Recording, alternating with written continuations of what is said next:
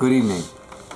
My name's Edgar Allan Poe, and this nice gentleman has decided to record me for posterity. And I thought I would just tell you a few unknown facts that you might not be aware of. Now, in the years since my passing, many people have said many things, and some of those things they've said have been a little crazy. There's a lot of talk about my demise. Now, it ain't too often that a man gets to come and set you straight on the facts around his own death, because I guess if any man could do that, then the police would be all set, because all they'd have to do is ask the dead man how he ended up dead, and they'd be able to, arrest whoever done it. But let me tell you what happened to me. First, I want to let you know that I've been paying attention to what they're teaching in the school, and I am not a drug addict. And I've never done any drugs in my life. What I do is I drink a little wine, maybe a lot of wine. So anyway, that's a little fact that I wanted to make sure you understood. Now, when Virginia died, I was very, very despondent. And I was in Richmond, Virginia, and I met up with Sarah. Now, you may or may not know who Sarah was, but she was my girlfriend when we were in high school, what you call high school. We were about 17. And we were in love. We really were in love. I mean, we were really very, very, very close. And her family conspired to break us apart, and it was a terrible situation. I can go into that, but that'd be another story. And we run into each other in Richmond, Virginia. And it was as if no time had passed. All of a sudden, we were engaged, and we were going to get married. And I wrote a letter to Maria Clem, my mother-in-law. She still lived up in the Bronx, New York. And I told her, I said, I'm getting married, and you're invited to the wedding, and I'm going to come pick you up, and I'm going to bring you down to Richmond, Virginia, and you know what? After the wedding, there's a little house, and you can stay there. And God bless her, Maria was the sweetest woman, and she needed a place to stay, and this was going to be perfect. So I left Richmond, Virginia, on my way to New York City, and I was going to stop in Philadelphia and edit some poetry for this very wealthy woman who was going to pay me $100. And editing this poetry was simple. And $100 was a lot of money in 1849, so I thought, well, I'm going to go spend a couple days, edit some poetry, go up, get Maria, bring her back, get married, and I'll have $100 in my pocket. Now, the way I was heading up to New York, I was going to take a boat from Richmond, Virginia to Baltimore, Maryland. And from Baltimore, I was going to get on a train to Philadelphia, spend a day editing some poetry, then take the train to New York, pick up Maria, come on back. Now, there are many, many visitors, there are many, many witnesses that saw me get on the boat in Richmond, Virginia. And I talked to people on the boat, so everybody knows I was there. And then people saw me, get off in Baltimore. And there were some people that said they even saw me at the train station. But I never got to Philadelphia, I never got to New York.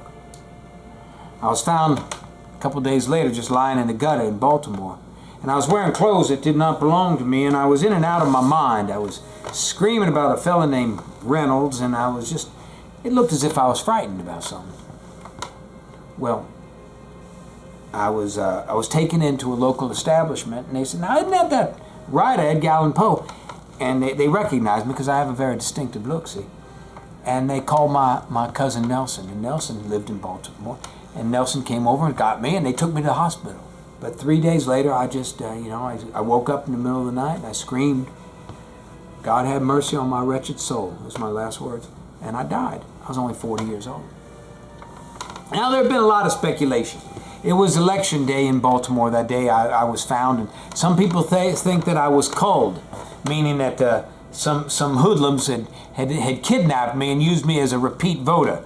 And if I resisted, they would beat you or drug you. And that was a common thing on election day around the country. But I don't believe that happened. Let me tell you what I think happened. About 25 years after I passed, Walt Whitman, wonderful Walt Whitman, the writer, and the local authorities and the society of Baltimore, they were a little embarrassed that they had such a famous writer. I'd become quite famous in the years after my passing. And they were a little embarrassed that this famous writer was buried in this pauper's grave in the back of a cemetery, unmarked grave. And so Walt Whitman and these ladies, they all raised about $10,000, $20,000, and they built this beautiful monument for me in the front of the Westminster Cemetery. And so they were going to have a new funeral for me, which was very sweet of them. And they had a parade. I mean, they had a parade. Lots of people showed up. Walt Whitman spoke. And the gravedigger, the same gravedigger who buried me in 1849, dug me up in 1875 and put me in this new grave, see. And he made a report. And he said, I dug up Edgar Allan Poe's grave. He says the box was all disintegrated. He said there really was nothing left of the body, talking about my body, actually. And he said but there was hair, and teeth and, nails and clothes. He said, I scooped up what was remaining of him and I laid him out in this new coffin. He said, but something curious was happening. I looked and in his skull there was this big rock in the skull. He said, I didn't know what this rock was doing in his skull. I thought it must have fallen in maybe when the coffin caved in or something. He said, I don't know what it was. He was not a very educated fellow. And he said he shook Edgar's skull, my skull, shook it, tried to get this rock out of it. Now this rock, he said, was too big to come out any of the apertures of the skull. Too big to come out of the eyes, too big to come out of the jaw. It must have been a pretty big rock. He says, well, I just buried him with them. So the next day, across the nation, goes this newspaper article and went across the wire. Back in those days, they called it the wire. And the headline was, Edgar Allan Poe still has his brain in his skull, meaning his rock. And now, of course, that gets forgotten for 150 years until 2005 when it's uncovered. And now we think, well, wait a minute, that wasn't some rock. The rock doesn't come inside someone's skull, but what it does is perhaps a tumor of some sort. Like you ever have a calcium deposit, very hard, that won't disintegrate after you die. That only stays there hard as a rock, like a bone, you see. And so one of the theories is that Edgar might have had a massive brain tumor, which would certainly have explained much of his behavior in his last few days. So I want to tell you to forget all that stuff about rabies and about culling and all that just crazy stuff, and look at the theory that he might have had a massive brain tumor, that I might have had a massive brain tumor. It's kind of funny to talk about your own death like that. Anyway, I thought I'd share a few of those things and set the record straight. Thank you for listening.